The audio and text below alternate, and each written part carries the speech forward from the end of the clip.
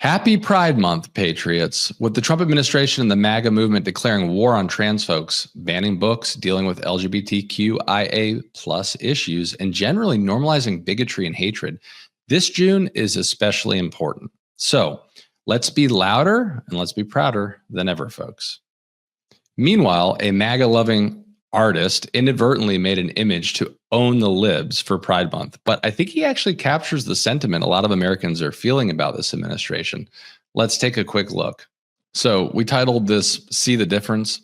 Yes, Rojas, the difference is quite clear. One side of the image is dark, menacing, and has a lot of white hands raised in the air and not quite Hiles.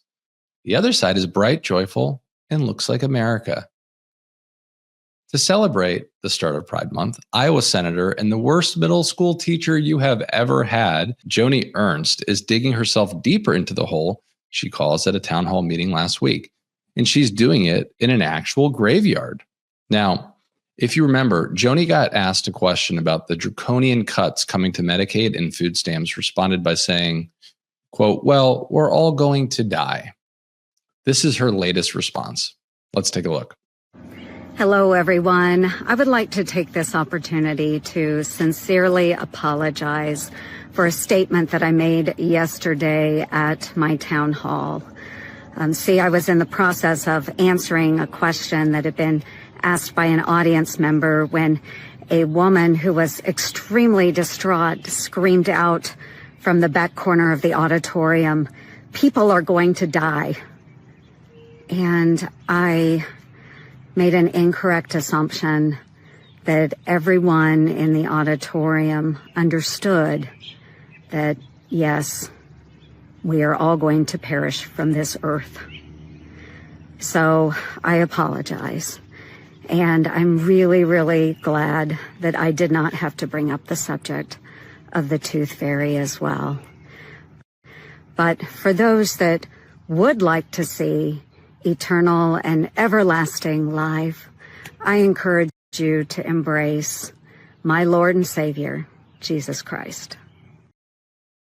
All right. The tooth fairy. I just want to say one other thing. If you're really sorry, Joni, you have a vote in the U.S. Senate. So the way that you vote will tell us what you actually mean and if you actually care, but it seems to me that you don't really care about anyone's healthcare but your own, as long as that's protected. But wow, just wow, folks. This is the face of MAGA. We don't care about you, and it shows. Now, while we're on the subject of the face of MAGA, I want to take a look at some of the component parts of the quote unquote MAGA movement. All right. Namely, fascism and oligarchy. First, I want to show you something that shook me to my core. Federal agents handcuffed and detained a member of Congress's staff in the congressional office where she works. Folks, this actually happened. Watch what fascism looks like today. She did not. That is not what happened. That is not what happened. Okay? What? Hold on a second. You got his contact information, right? No, I'm going to give you some to you. Hey. That's what I'm going to do. We got you. No. I got you. You're okay. I don't have to go. You're okay. You're okay. You're going to be okay. I'm a federal officer. We're here checking on something.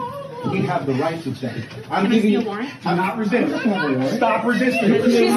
You harboring rioters in the office. So there's not a problem. Let's walk inside. Let's walk through. For what? Let me see what's in here. Let's go. Come on. Hold it there. I mean, it's just fucking disgusting and atrocious. And the whole stop resisting, I mean, come on. We know what that means.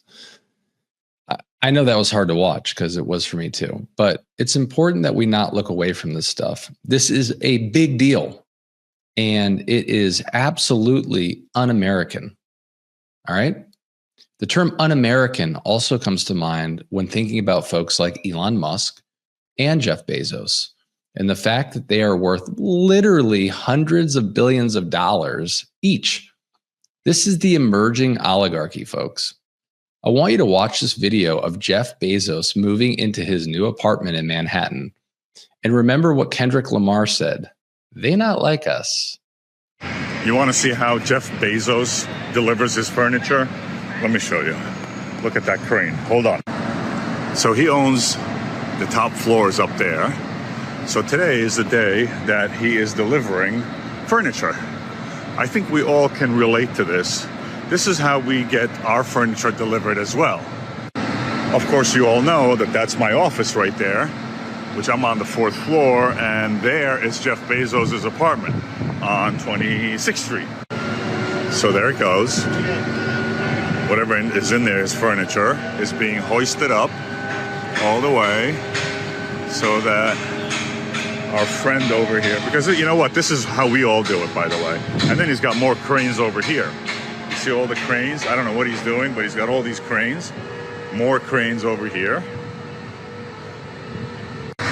Yeah, you know, when I deliver my furniture, I have the little crane, but of course, Jeff Bezos has got the monster crane up there that he's delivering that to, right there to his penthouse. You see that right there? I do the same, by the way. You know, when I'm going to deliver something, I have 1, 2, 3, 4, 5, 6, 7, 8, 9, 10, 11, 12, 13, 14, 15, 16, 17, 18 people. Plus, I block the roads. I have police escorts everywhere. Everything you see, this is done right. Hoisting and rigging and so forth. So, you know, this is just standard stuff for us. We all do this. Unreal. You know, for Jeff Bezos, every month is Pride Month because Bezos is a guy who cannot be prouder of the smell of his own farts. All right, folks, enough fart-sniffing oligarchs. Let's talk about some folks who are fighting to save democracy, the Ukrainian people. And if you don't know, I'm 50% Ukrainian, all right? I was born in Washington, D.C. My father's from Ukraine. My mother's from England. Ukraine and Russia are meeting today for a second round of peace talks, quote unquote. And Russia has been bombarding Ukraine with attacks in the lead up to the talks.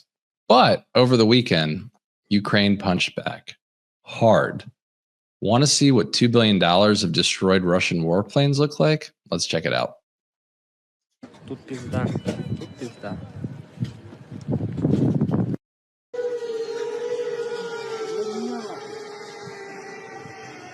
Это какой уже 11-й? 11-й. Смотри, что творится, я не знаю даже, что это сейчас взорвалось. Это, наверное...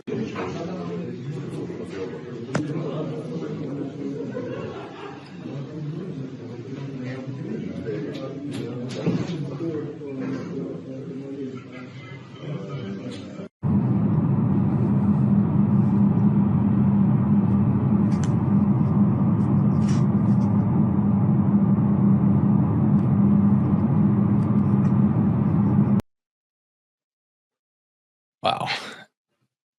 In the immortal words of Lieutenant Colonel Bill Kilgore, I love the smell of napalm in the morning. Moving on, Elon Musk has exited the Trump administration, but just can't quit giving insane interviews to anyone who will ask. Check out the latest in Elon's quote-unquote chats from the K-hole series. No, really, this is some true fucking weirdness. But the interview didn't get off to a smooth start. I noticed that all of your businesses involve a lot of components, a lot of parts. Do the tariffs and the trade wars affect any of this? You know, tariffs always affect things a little bit.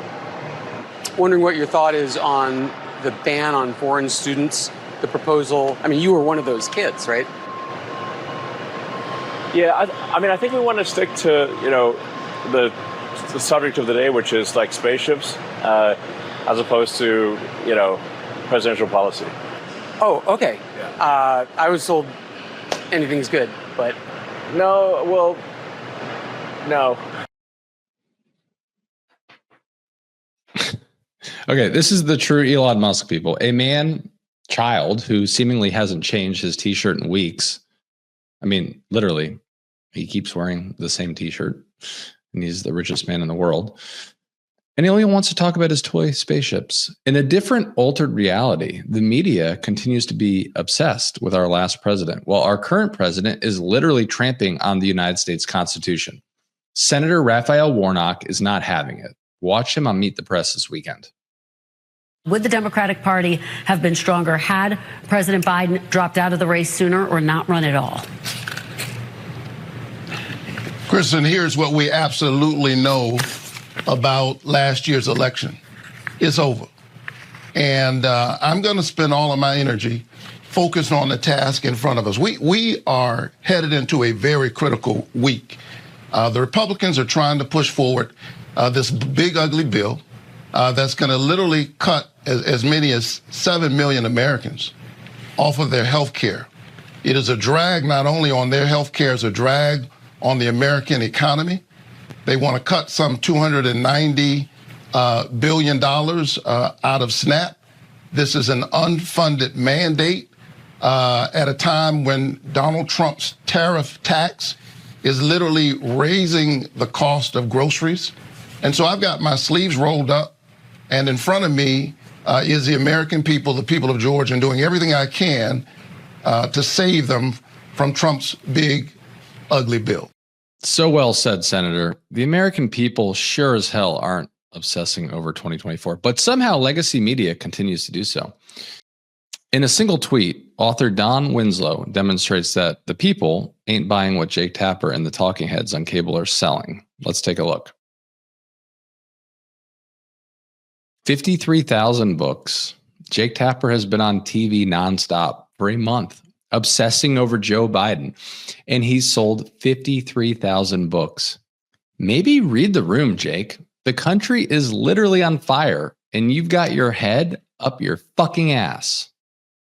Now, so does JD Vance, naturally, who is likewise obsessed with Joe Biden, but he's not trying to sell books. JD is trying his hardest to tell folks that Biden set the country on fire, but even Fox News isn't buying it as Vance sits there holding the match. Let's take a look. The president thinks that we have to make more of our own stuff. The economy shrank. First time in 3 years. People are pointing to the tariff policy. There are people looking at their 401ks that are worried. What do you tell them? Is this going to work?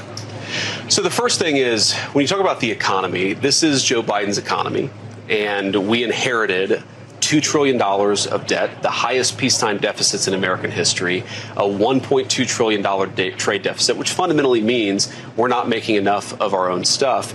And the president came in and he said, this is not always going to be easy. It would have been very easy for Donald Trump to do what administrations past have done, which is borrow a lot of money and continue fueling the national debt. He said, no, we need a reset.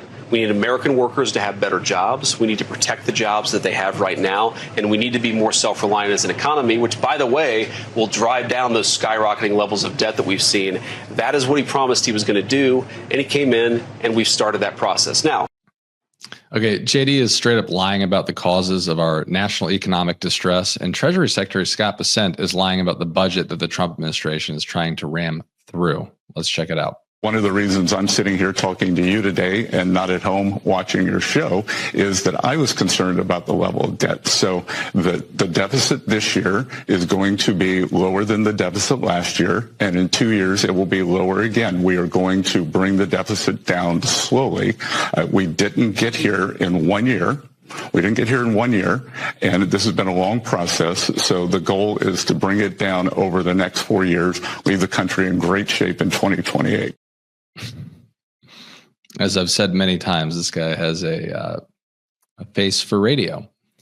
Okay, again, the deficit is not lower this year than last year, Scott. And every estimate from every economist out there says that the Trump budget will skyrocket the debt. So get the hell out of here with this nonsense, Scotty. Now, finally, we've got a member of the Trump administration who is just totally clueless and not just a bold-faced liar. Well, he probably is. Just not in this next clip. Folks, I really can't get enough of Kevin Hassett. This guy is such a dweeb, and he never has the answers to the questions he gets asked. Usually he gets stuck on Fox Business or somewhere else where he can flounder in relative anonymity. But some genius in the Trump press shop decided to put him on ABC this weekend. You got to see this. We showed at the top of this piece you talking about how you believe we're on the brink of getting many of these trade negotiations secure. Where are we exactly? When will we see an actual agreement? Will we see any this week? I expected that we were going to probably see one perhaps as early as last week. And I think that one of the things that's happened is that the trade team has been focused 100% like a laser beam on the China matter to make sure that there are no supply disruptions because these licenses are coming a little slower than we would like. And so we've been focused like a laser beam on that last week. And the presidents, we expect, will discuss the matter this week. Once that thing's resolved, then we're going to take deals into the Oval that Jameson Greer and Howard Lutnick have negotiated. Kev, it's this week. There were no new trade deals last week. Do you even work for the Trump administration? And why do they keep putting you on television? All right, that's the show for today. Thanks again for tuning in. Please make sure to subscribe if you haven't already, and hit that bell so you can get notified when the new episodes drop. I really appreciate all of you guys tuning in, all of you guys subscribing. Please drop me a comment in the comment section, of course. And let me know what you think. Let me know any questions you have. If there's something you want me to cover, put it in there. And I'll see you guys tomorrow. Have a good day.